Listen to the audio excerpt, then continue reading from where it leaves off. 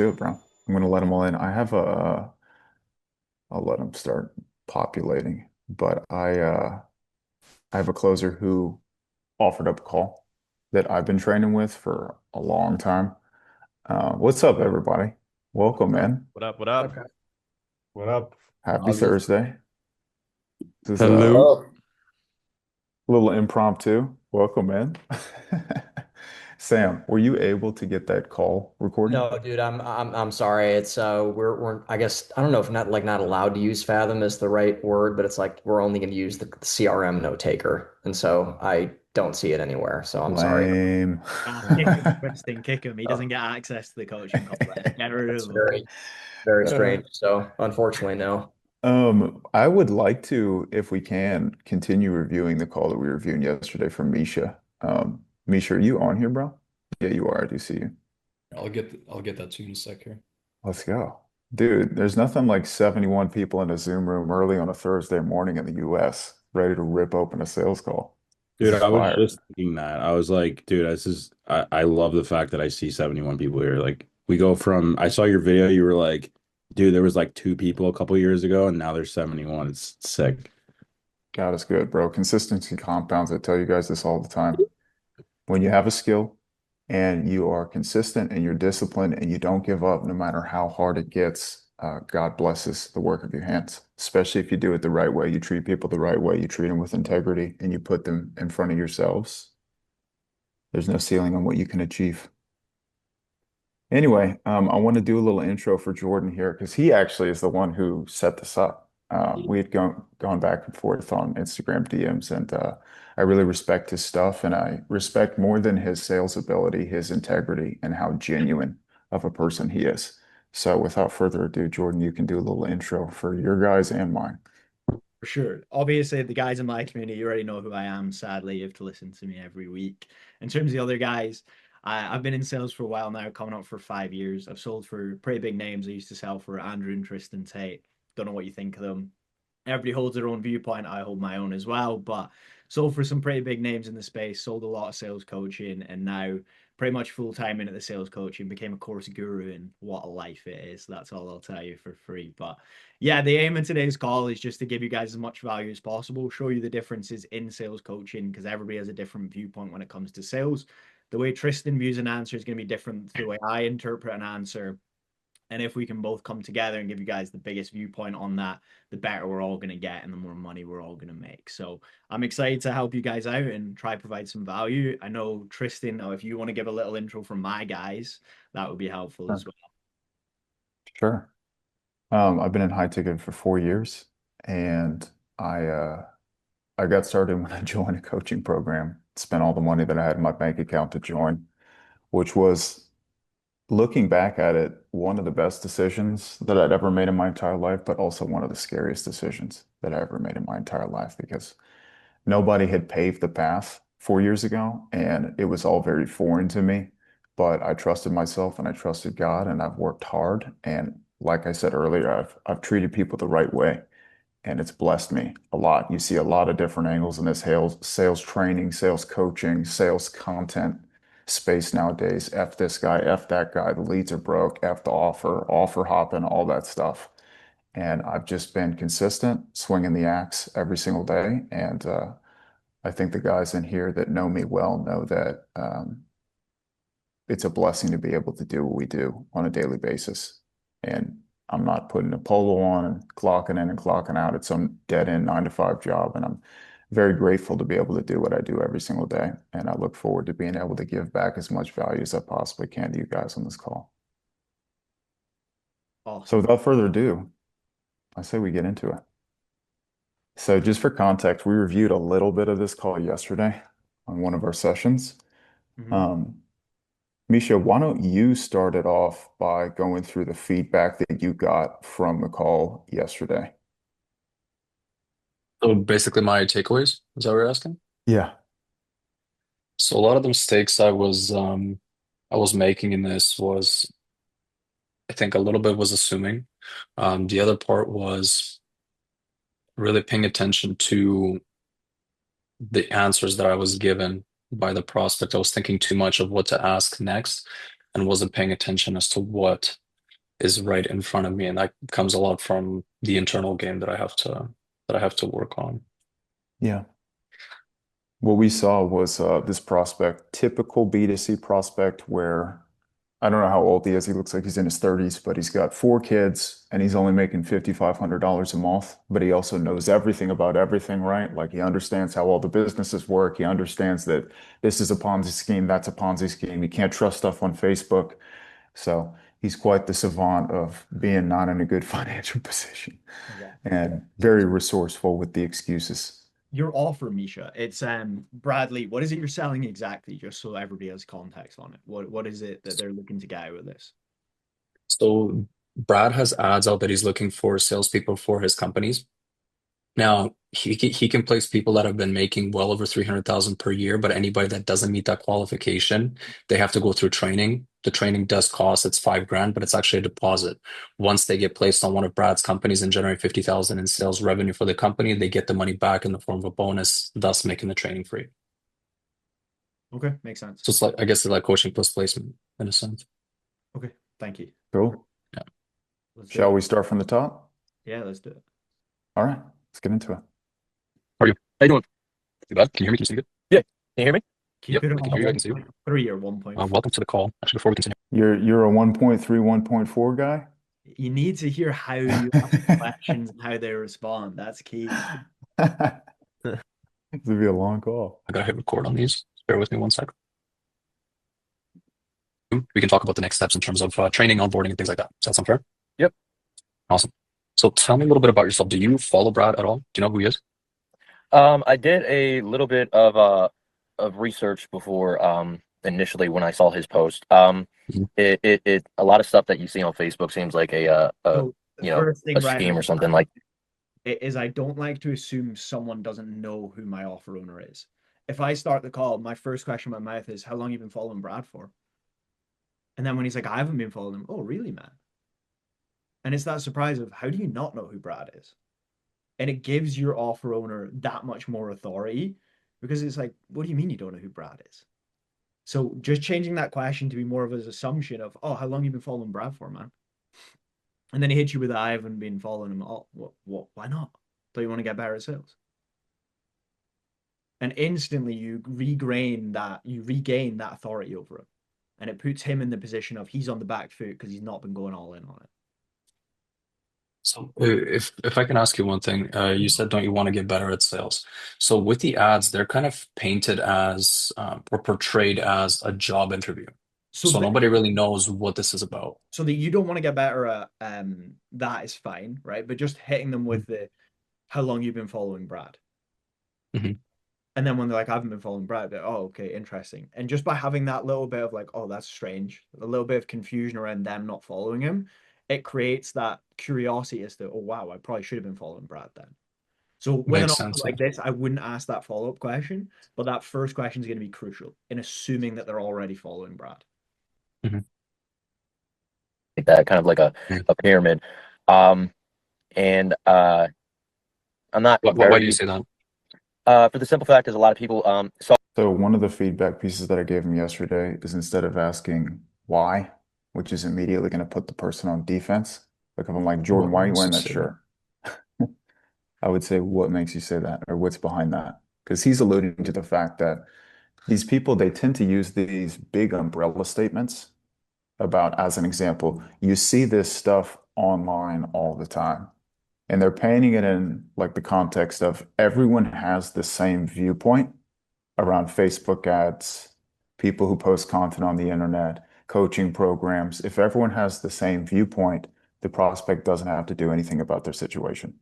So the deeper you can get into what's actually behind that belief system that's actually holding him back from getting what he wants, the better. I agree. So I know how initially how things work. My dad, He knows everything.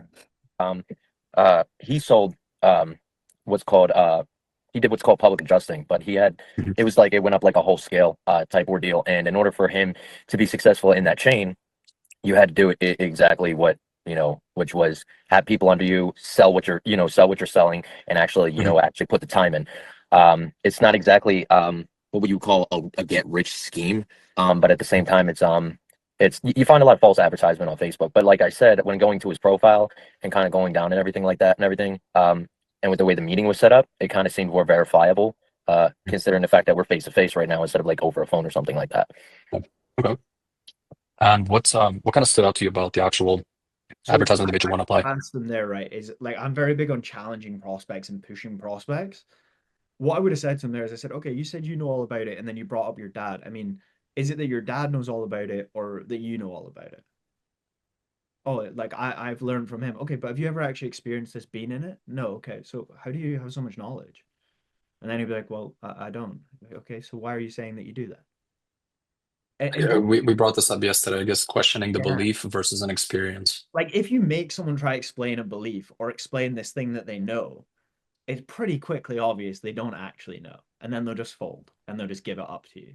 So I would have asked that.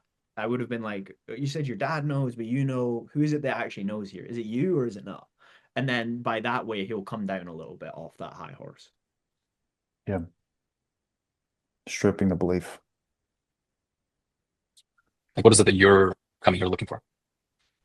Honestly, Because in my mind, the most important objection that you're going to have to overcome to get him to drop the guard and trust you and be honest, right, and not keep the mask on the whole call is going to be around this whole fear of getting scammed. Because if you can't overcome that, then every other question is just going to be like a fluffy, robotic, no depth response where you're not talking to the actual person. So I'm curious to see how this evolves. Because I mean, this is about, we probably got like what, 10 minutes into this. So I really do want to see how this evolves. um,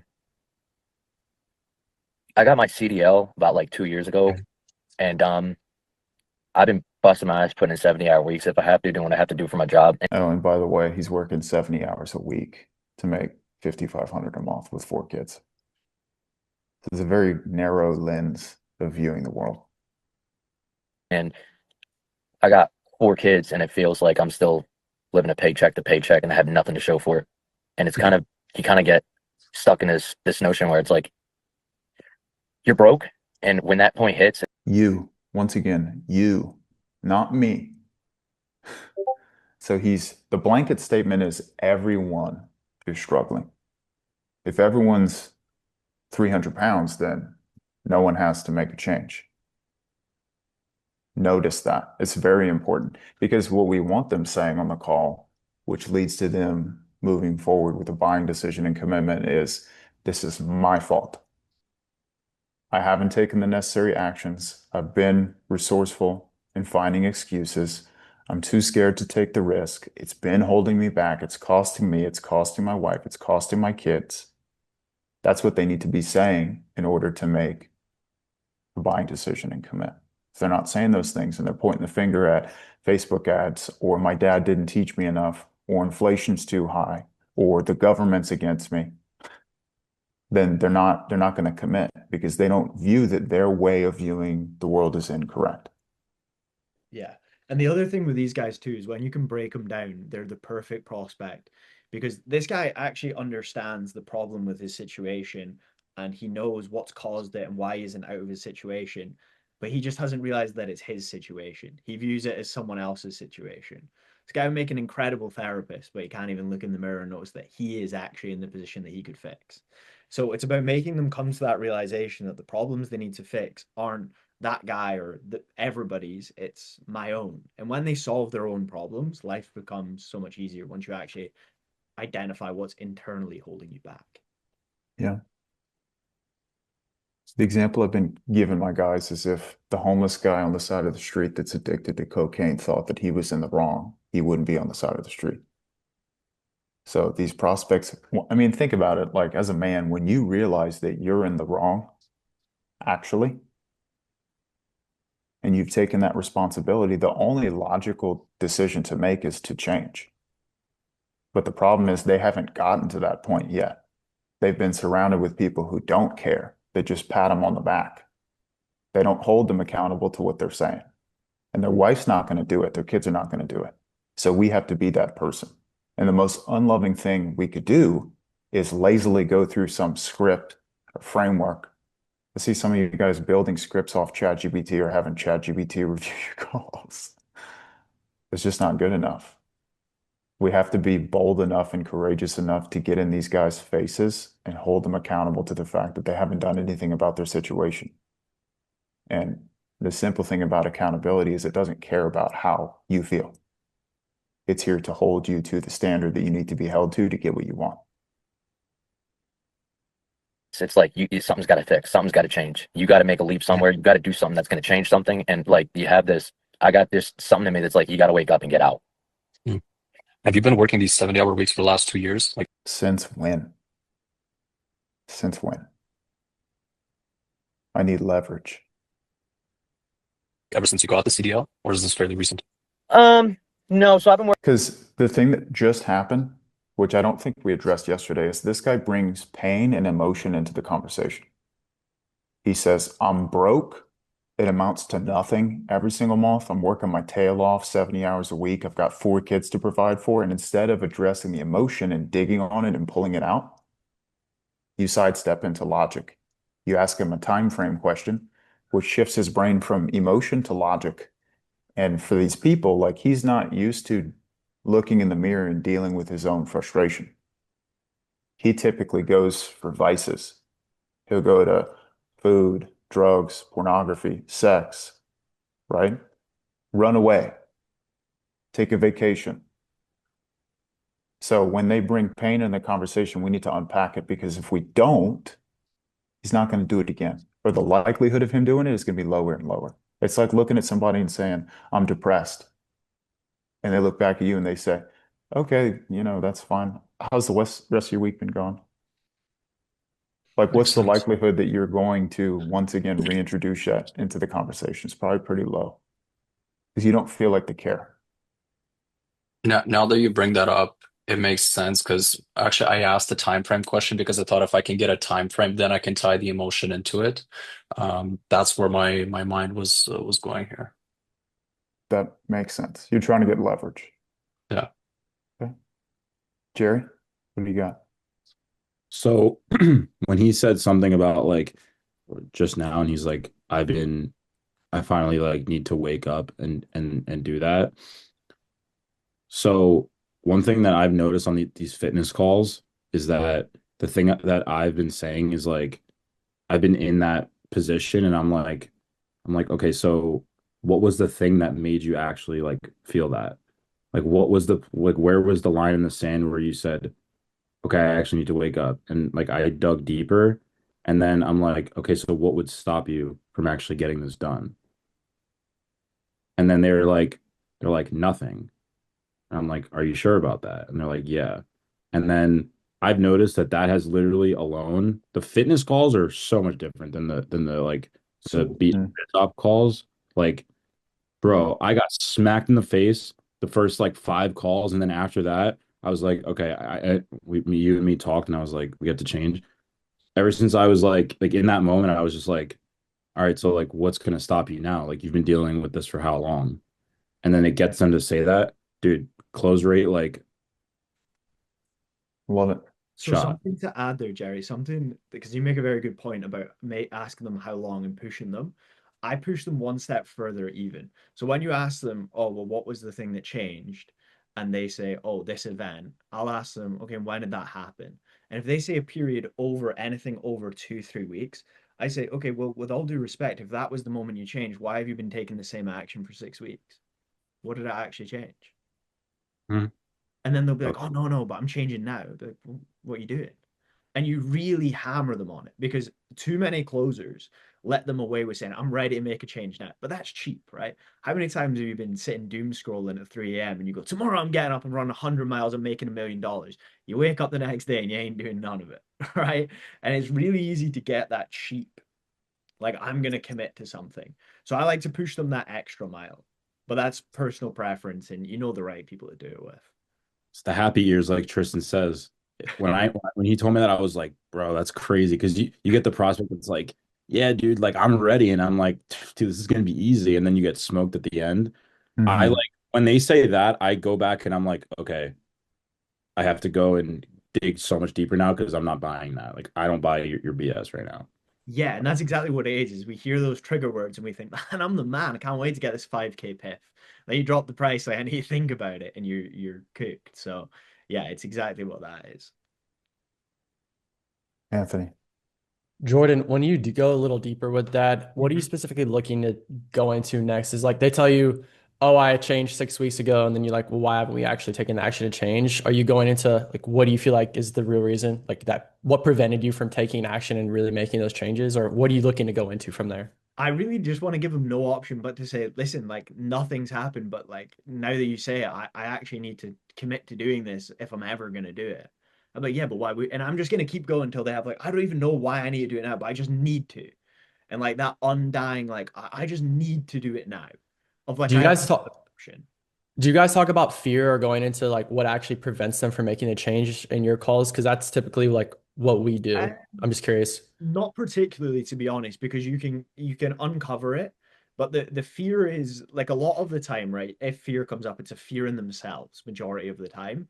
And the fear in yourself come the reason that you're scared of yourself not being able to achieve everything is because you're the only person who gets to see, like I could tell you I get up every morning at 5 a.m. and go to the gym. And you'd have no idea if I'm telling the truth or I'm lying, right? I know the truth. So I can tell you, oh, I'm going to do this, I'm going to commit 100%. But in the back of my head, I know the 50 other times I've quit. So the fear in themselves comes from the past actions and decisions that they've taken. So by uncovering the past actions and decisions they've taken that have stopped them from getting where they want to be, I can overcome the fear by almost making it seem like it's not their fault. It's that they've let these decisions and actions overcome them. And if they overcome them now, when it comes to the end, they'll be able to take action and do it. Makes sense. Thank you. Get it? I'm working 70 hours for the past about 2 years. It wasn't since I got the CDL. When I first got my CDL, it was there was a few months here and there. I was trying to find a job because it's hard for people like me who just went to school to try to find a job getting out because they want people with experience, and that's the downside that they don't tell you. So To answer the question, so 70-hour weeks has been fairly recent then, correct? about 2 years, Oh, about 2 years. Okay. about two All right, years just here. that's more. What was the initial motivation for getting the CDL? Initial motivation for getting a CDL is I was a What are you getting at with that question? I think with that question, I was trying to see what his train of thought was as to like why he was investing in himself because he has to pay for the CDL, right? So I wanted to see how he thought when it comes to like investing in himself, I guess. Hey, I was a diesel tech for about 6 months, and with how many drivers that came in, a lot of them just kind of said, "Man, you really the money's where it's at is in trucking." And I was like, "Okay," and I got my CDL, and then the money isn't trucking. The money's in trucking if you're willing to go all the way across over the road and be gone for weeks at a time, and stuff like that to bank the money. But there's also stuff that comes out. There's also things that follow with that, and one of the things that follow with that is you're also putting yourself at risk and your life basically when you're on the road 24/7 like that with if anything happens with your CDL or if you hurt anybody or anything like that, like in a car accident, it's not just your career you're losing, you're also losing you know your time possibly going to jail, or if anything happens out there, it's everything, your livelihood and your job all in one. And for how much I'm making and how much the risk is, it didn't seem volatile in my head. It didn't make sense to me. And so I took a When look did you realize this? about close to a little over a year in. Okay. So essentially, I'd say about a year ago is when you realized that there was a much higher risk than there is the reward. Is Yeah. that correct? Yeah. And in that last year, have you looked for any type of other employment? Yeah, actually, You got to start going into that looming over his head now, I feel. It's like now that he's brought that up, my first question to him would be, you were fine with asking how long have you realized that? But straight away, as soon as he said the year, so I would have said, okay, man, and over the last year, I mean, I've never experienced this, right? But having that looming over you, what has that been like? Having that irrational fear of what's in the cupboard, so to speak. You're almost like making the pain wider than it Yeah. is. Yeah. But like if you actually think about that, Misha, every day when you wake up to go closing, you're not sure if you're gonna get on the call and it's gonna be the FBI and that's you finished. Like you would hate to get on every closing call you take, Mhm. and you would just never be comfortable. And we know that, but it's important to get him to say that. So I want to get rid of the first layer of fear because we both know, like he knows that, I know that, so that's fine. But I want to know what it feels like under that. So I'm going to open the opening fear question by asking him, what does it feel like having that loom over you? And then he's going to go the layer deeper into how that actually makes him feel internally. I thought about a redirect quite a few times. I have hobbies of working on cars. Mhm. I have a lot of background on vehicles and stuff like that. And I've thought about fixing and changing and redirecting. Um, but the hardest part for me was I couldn't justify myself spending 6 grand out of There it is. my own pocket to get my CDL and then turn around and go towards a different career path. That's not paying back that 6 grand, or Mhm. something. What's making you want to, I guess, pivot now into something else? Do you feel like you've already gotten your money's worth? And You would want him to unpack what he actually means. So Yeah. he says, I'm unwilling to spend $6,000 without seeing another 6,000 come out the other side, AKA like I need a guarantee of success before I take the step. I would want to understand and have him unpack what he means by what he just said. Because whatever went through his mind when he looked at that invoice, the thought that went through his head that pushed him away from doing it is the exact same thought that's going to push him away from doing it right now, if it doesn't change. That's why I say if these people remain the same person that they were when the call started throughout the entire call, no change will happen. mm, it's paid back, or I kind of feel like it's ran its course and it's ran its time. My problem is there's a lot of things that people come in and kind of screw up, and I've been watching a lot of people come into trucking and they're like, yeah, it's easy money, and then they turn around and have all these guys lined up out the door ready to do it. And another thing with trucking is if they usually go to bidders and stuff like that. So somebody who's like been trucking for 20 years is like, yeah, I'll pull low for friggin' 2,500, and then you got a guy down the street that just got a CDL. I was like, no, no, I'll do it for a grand, and it's just constantly cutting off the next person's face just to get in front. And I kind of felt like it went downhill, and there's a lot of things that just um, back then worked, but as we move forward in generations, it kind of you know pivots in a different direction, and it just doesn't work out like it used to.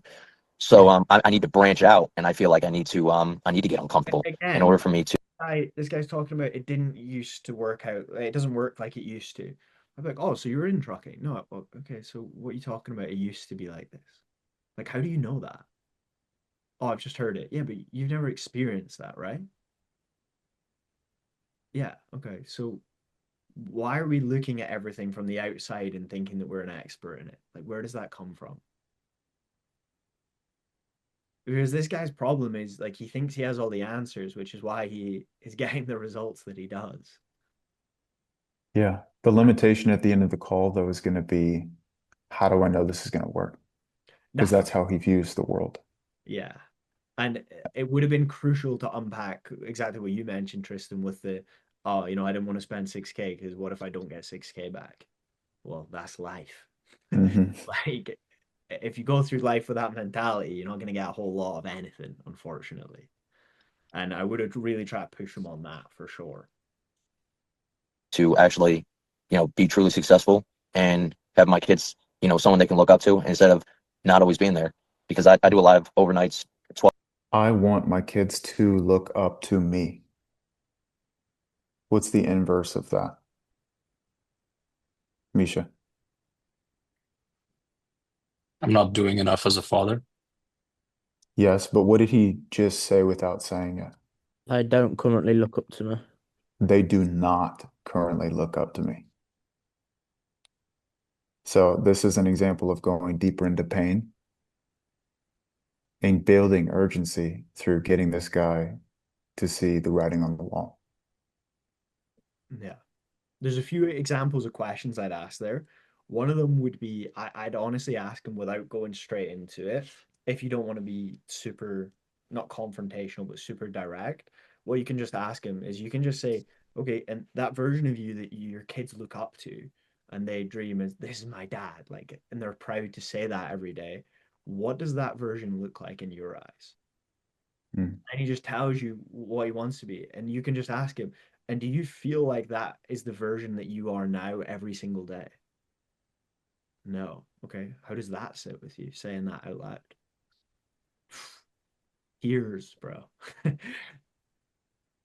And it's just from Yeah. asking that simple question of asking him to talk about what that looks like. And then, are you there now? No. Okay, well, why not? So it's like a mini future pace almost. Yeah, it's just a light way to get into it. Like what I would Mhm. do is I just like I'd straight away ask him, I just say, okay, it's interesting you say that you want your kids to look up to you. Do you not feel like they look up to you now? Hmm. Because I'm very Mhm. direct. But if you're not as direct, that's the way I'd go about it. Mini future pace, get the goal of them looking up and then work back.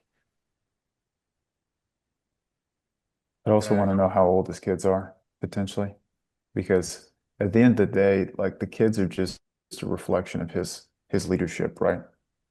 And his kids came from somewhere. They came from his wife. So another important conversation to have is, have you have you fulfilled on the promises that you made your wife whenever you married her? Because every man, when they look their wife in the eyes and they say, I do, what they're saying is, I'm going to give you the world. I'll do everything in my power to deliver, because that's my role. I'm the provider. And the other I thing think too halfway. is I'd ask Sorry, them, go ahead. oh good bro, are they boys or are they girls? Every boy wants to look up to their dad. And every dad wants their son to want to be like that. And then What every about, daughter, right? They want to have that protective father who's a high achiever who they can look up to, who wants to set the example for males in their lives. And then you tailor that in, and now it gets that layer deeper again. So it's just getting clarity on his situation. yeah, common theme here is very logic-based questions rather than emotional-based questions to get leverage and build urgency with this guy. Because if he thought deeply enough about who he was as a man and the thoughts that go through his mind when he looks at the mirror and when he looks at his bank account and when he looks at the house that he walks into every night, he would have made a change or commitment years ago. Like that lack thereof of self-realization is why we're on the call right now. Mhm. 12-hour shifts, stuff like that, away from my family, and which is a big thing I don't like, but I want something to show for it if I'm going to be away from my family. Because the big ego trap for this guy is he thinks he's a hard worker. I'm working 70 hours a week. But then there's also this dilemma where he realizes that it's not amounting to anything, right? So the question then becomes like I've gone through this in the past. It doesn't matter how hard you row, brother. It matters what boat you're in. So in his own mind, like what's preventing him from taking the same drive and work ethic that he currently has and putting it into a different vehicle that has no ceiling, right? Because it's hard as a man to view yourself as a hard worker and look at the end of every single month and see nothing to show for it, especially when you're looking at your kids. You got four kids, dude, and he has a wife, right? You can only look your kids so many times in the eyes and talk about the vacation you're gonna take them on. Mhm. And I How don't have anything now. Mhm. How has this work environment affected your family? So pause. I want to Um, question. So he just contradicted himself in what he said, right? Is he said, I don't want to be away from the family unless it's worth something or I gain something from it. I'd have been like, okay, but wasn't the whole reason you were looking at this because you knew it would make you so much more money? Yeah, okay. So why not do it then? Like, what does he mean by it's worth it? Like, I want to understand his definition of the word worth it. Hmm. Because my assumption to that would be financially, so he can look after his family, provide for his kids, give them whatever they want. But clearly, to this guy, it means something else.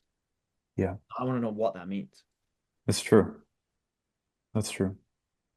Because he's saying current job right now is working 70 hours a week. He was entertaining. He's got the commercial driver's license, needed to pay $6,000, but he would be away from his family. But to Jordan's point, what he just said was, I would do it if the payoff is big enough.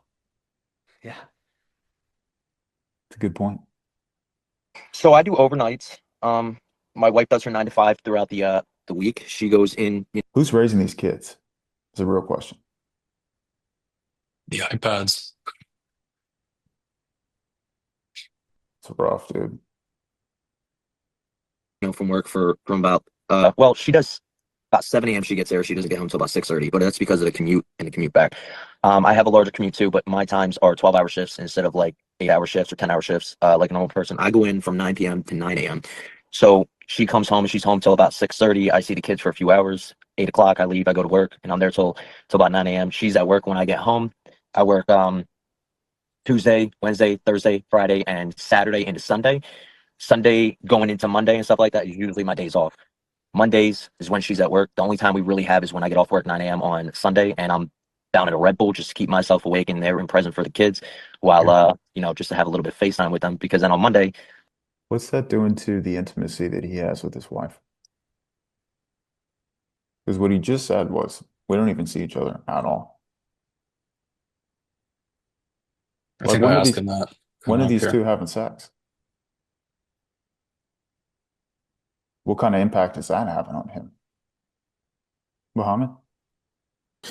Yeah, bro, that was actually the first thought that came to my mind. But how would you go about and ask a question like that? That is so kind of private. I mean, as long as you're speaking about kids is one thing, but when you're talking about his relationship with his wife, like, how would you go about that?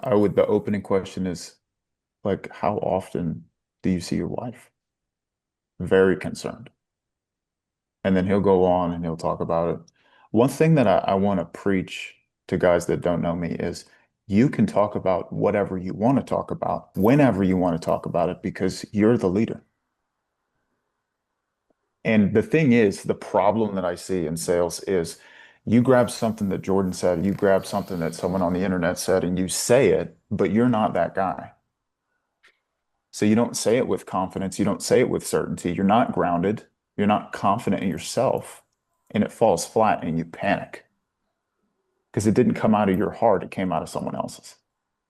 So I can say whatever I want to say whenever I want to say it because I am who I am. And people understand that whenever words come out of my mouth, I'm not saying it in a condescending, egotistical, demeaning way. It's in a, I care about you so much. And if I was in that position, I'd be trying to tear my head out. Hmm. Yeah. Because So they're not having sex. I would have took it the same route, but I would have just asked instead. I would have said, "Wow, man, that's intense. What sort of a toll is that taking on your relationship together?" And then he'll like as he starts to unpack that, right? So it allows me to then dive deeper into what is going on in the relationship because he's now answering my questions on it. So we're in the topic. So if you Okay. go straight for it, right? Because you don't feel like you're that guy who can ask that kind of question straight out of the bat, slowly work your way into it. And as he allows you into deeper questioning, you get access to those tougher questions. Yeah. Because the thing is, if they get all offended about it and they like porcupine, that doesn't have anything to do with the question you asked. It has everything to do with the person. That's why I keep using this illustration. Anyone who knows, I don't know his last name. His name's Julian on Instagram, and he has this big following. It's all about like psychology and communication.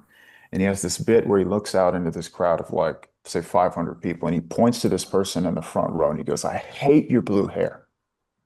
And everyone laughs because the person doesn't have blue hair. So what he said had no effect on them. But when you see people get all pissed off and agitated and frustrated and they start trying to control the conversation, it means that there's truth to what you're talking about. It means that they're trying to present themselves in a certain way and they've been found out and they're upset about it. Agreed. That makes sense. Thank you, guys. A question I saw in the chat before we go with Kieran and Rowan. George, you asked a good question. Do you want to say it out if you can, unmute yourself? Yeah, 100%. So what if the prospect pushes back like, oh, that's an intimate question. Like, why does it matter to you? So Okay. if they ask that, I'd say, okay, it doesn't matter directly to me, but it matters in terms of the result that you're going to get and why we're doing this, right? Mm. If you've just come here to make a shit ton of money and drive a Lamborghini, I'll tell you that right now, this isn't going to work very well for you. But if you've come to be the provider and the man in your household and have a great relationship with your wife, you'll work and do whatever it takes to make this happen. So I want to understand how deep your motivation lies in making this happen. That's why I asked. Does that make sense? Yeah, okay. I've always taken it in a route where I'm saying like I'm acting as a coach, obviously on the call. I'm like, is it a crazy idea for me to, as a coach, to ask you uncomfortable questions so that I can see how we can best help? Right. So I was like going that route, but this feels better. Yeah, you can do either or. I do that as well sometimes, is I'll say, listen, if you can't deal with uncomfortable questions now, you're not going to enjoy our program very much. Because the entire time of going from where you are now to where you want to be is going to be really uncomfortable. Are you someone who every time things get uncomfortable, you're going to go in your turtle shell and going to stop answering questions? Or are you someone who's going to push through that uncomfortability and get to where you want to be? Like Yeah. either Yeah. or works. I personally prefer the more direct route, but either or works. Yeah. Yeah. The fact that it's something that's personal, does that make it wrong to talk about? Because in my mind, the idea that we don't talk about the things that need to be talked about is why we're on the call. It's why we're not where we want to be.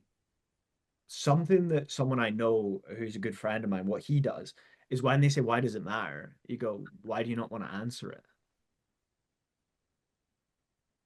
And they're like, what do you mean? I'd be like, well, if I asked you how much you made and you made 100K a month, do you feel like you'd ask me, why does it matter? Or would you just tell me?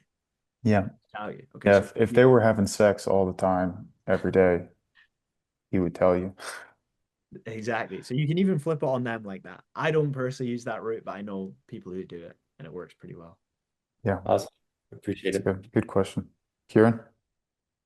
I wanted to ask, so Jordan said just now about sort of what sort of effect does that have? Like before you asked like what sort of effect, would you want to tie it down to like a time? So how much time or to gain more leverage in a sense like so and just for clarity's sake, how much time do you actually spend with your kids, your wife on a week-to-week basis? And then that way you've also got more leverage to then fire back at them later on to Hmm. build on that.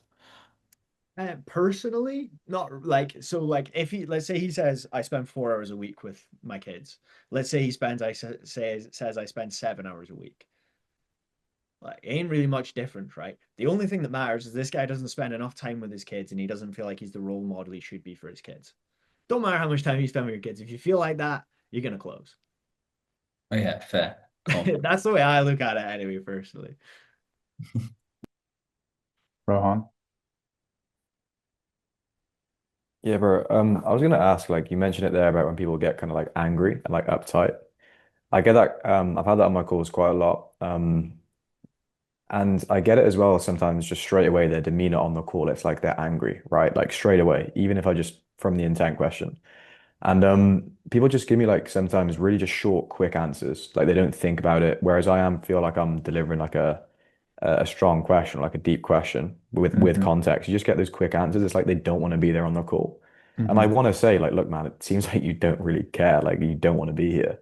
Yeah. Like, what is a way you would kind of reframe someone if they're just being blunt and stubborn from the get-go? What I would say is hurt people hurt people. So I come from a very difficult upbringing. For those of you who don't know my story, I was very emotionally abused by a dad who was bipolar. Okay.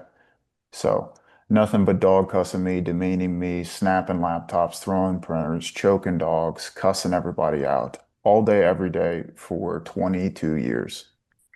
That does a lot to somebody mentally. And so to cope with that, I would run to food or pornography. So I was 300 pounds, addicted to pornography. I would watch it every single day to the point where I didn't even have skin on my wiener, dude. Like I was a menace. I had no friends, crippling social anxiety, and I had no confidence in myself, no girlfriend, nothing. So you could imagine like how I treated people. I would never even open my mouth. Very cold to people, very angry. So I have a lot of empathy for these people. And I just realized that them coming into a call with me, this is decades of thought process and decision making and how you treat people and how you respond to other people. And that's okay. Like I don't shame him for that. It's fine. But if you think about it, like what would be the approach if you went into like an animal shelter and there was a dog who'd been beaten for many years, like how would you approach it? Would you run straight up to it and pick it up and start trying to kiss it and hug it and play with it? Or would it be a little bit more gentle, a little bit more calm, a little bit slower? They will react negatively. That's okay. But if they're very closed off and I'm getting one or two word answers, I'm like, hey, Rohan, hey, I'm noticing for whatever reason that you're a bit closed off to the conversation I'm trying to have with you. What's behind that? One thing you'll learn from me is my tone is always very neutral. And regardless of what they say, even if it's like derogatory, my tone, my response, my demeanor does not change. And it gives me a lot of leverage to ask whatever question I want to ask. Because the tone is never demeaning, it's always seeking to understand. Very calm. And it puts a person in a state, because when they're doing that, what they're really trying to communicate to you is they don't feel safe. They don't feel safe. And through my delivery, I can ease the concerns. Yeah, for sure, bro. That's super powerful. As well, I got another question because I know what you just shared there. Like that was super like, you know, open of you to share that about your story. Like, did anything like how can you be that vulnerable and open, like just with like loads of people on this call in terms of like your story? Because that's something that I've struggled with before. Um, the reason that we don't share is because we fear that people are going to judge us. But I've realized that through sharing it, people actually respect me more. And they can follow my lead because they understand that the person that they're following has their best interest in mind. And I think this space is too full of people they've got too big of an ego and they pretend. Because I know every single person on this call has struggled with pornography. I know every single person on this call does struggle with the thought that they're not good enough or that they won't amount to anything and that they're going to blow it. Because I'm a human being and we all have the same thoughts. And I think the idea that we get from social media is that the people on top, they don't have those thoughts, but they do. They just don't tell you because they're narcissistic and they don't want you to view them as anything less than. Yeah. And just to add on to that, and that was really powerful what you said, Tristan. But the other thing, Rowan, as well, is whatever's happened in your life or whatever viewpoint you have on yourself, the viewpoint and the way you think about the things you've done is always worse than any other humans will ever be. Is you're always way more negative to yourself than anybody else could ever possibly be. And when you come to that realization, it becomes way less scary to tell people things. Because, like, I can promise you, you've had way worse thoughts about yourself than anybody will ever have about you. Mhm. And when you come to terms with that, whatever anybody else can say really ain't that bad. I'll say this as well. Vulnerability builds connection. The reason your prospect doesn't buy from you is because they don't trust you, because you're not human.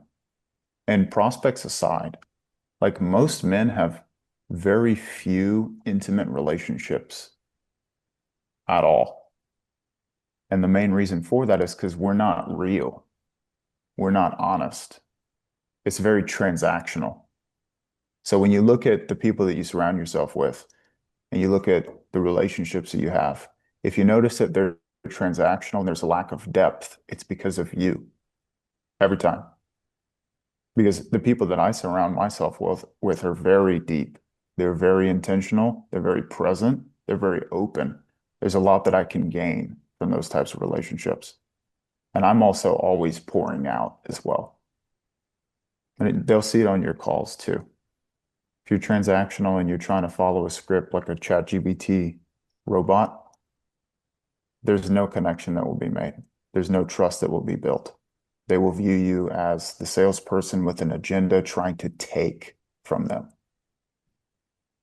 Agreed. And it's something that all sales gurus talk about, but I feel like they talk about it in the wrong way. Is they talk about how you need to be the man, you need to go to the gym, you need to do all this, you need to make all this money, and then your prospects will follow you. But that's not actually true. What people follow is they follow good, honest people who lead their life in the way that they want to and in the way that they should do. And so don't even worry if you're not jacked at the moment, you're not making 20K a month. If you're honestly a good person with good values who carries your life the way you should be, people will follow you a lot more likely than the guy who drives the Lambo. True. And leading by example is huge when it comes to sales. I say we take the last 9 minutes to just do some general Q&A. Anything that's coming up for guys Let's do on the it. call. Tristan, could I ask one? I know a few people have got their hands up, so if I'm not sure if they were going to ask a question. Get your hand up, Ben. You're last in line, son. You got to have your hand up to ask a question. That's only fair. No, I didn't know that they had the hands up before they did Q&A, but yeah, go ahead. I'll ask mine in a minute. Hey, hello? Yep. Oh, I guess it's my turn. Hi, guys. Well, I'm pretty new in sales, so I just want to ask a few questions. How do you guys handle a mad prospect? Because I don't know, it has to do with culture, but sometimes as I go on the discovery call, I notice people or the prospects get mad at me because of the questions I ask, like um, mostly when it comes with the monthly revenue, the monthly money that they earn, because I don't know, it has to do with the tonality that I use. I don't know, because last night I was Well, I watching would say, a- sorry to interrupt you, but I think I know the answer to your question. The reason people get annoyed at the question you're asking is because they don't know why you want the answer and they're not comfortable sharing it, right? Like, I don't know yeah. you very well. If I ask you, how often are you having sex? You'd be like, what the fuck are you asking me for? If you went to the doctor and he went, how often are you having sex? You'd be like, yeah, this amount. That's fine. Makes sense, right? Why they understand why he's asking that question. So it's about making sure that they have complete context on why you're asking that question and why you want to understand that answer. I agree. I think as well, like the example that I always give is if I got to sit down with like Mark Cuban or Elon Musk and talk to them about entrepreneurship and business, there would never be one point in that conversation where I would say, hey, buddy, by the way, I've got something to do at the top of the hour. Hurry up. And whenever that comes out of a prospect's mouth, it's typically because they feel as though we're in the way of them getting what they want. The questions we're asking, it's like quicksand conversations. There's no point to it, like Jordan's talking about. They don't understand why you're asking it. It's not the right question, and you're not an authority in the conversation that's worthy of getting their time. Okay. Okay. So it all depends about if they understand why I'm asking those questions, so they don't get offended. I would say so. You have to make them feel as though the questions you're asking them are getting them closer to what they want. Okay. Velko. Okay. Thank you, guys. Yeah. I was about to ask my next door, Matthew. Tristan, this one is for you. How did you make such a comeback, a shift? How did you jump out of that rut? I know some people in my life or my previous life, if you're not friends anymore, who had a bad upbringing. It's extremely hard to get out of that. And I keep telling myself for success and things that I have in my life, it all goes to God and actually having a good upbringing, right? Um, would you say God is the main thing that you found in the meantime to help you, or how did you come out of that horrible fucking place? Because it sounds really bad. Yeah. It was God, but it's not God in the sense that like when Diddy wins an award and he goes, glory to God. Not that God. That God's like, all glory to God, like God gives me money, God gives me wealth, all that stuff. That's not the God of the Bible. So I encountered the God of the Bible and I gave my life to him and he changed my desires and he gave me a new mind and he surrounded me with people that loved me and he built me back up. And I'll say this, like in sales, that's one of the biggest things that's missing. People are not serving other people. It's all selfish ambition. It's all about what can I get? How can I provide for myself? How can I climb to the top of the mountain myself? It's very selfish most of the time. I have no idea what's going on with the screen share. Um, Damn. but yeah, my encounter with Jesus Christ is what changed my desires. And I wouldn't even be in high ticket if I hadn't became a Christian. because the first coaching program that I joined was from a Christian entrepreneur, and there's no way I would have trusted it if I hadn't gone on this spiritual path that I've gone on. It's a good question. Matthew.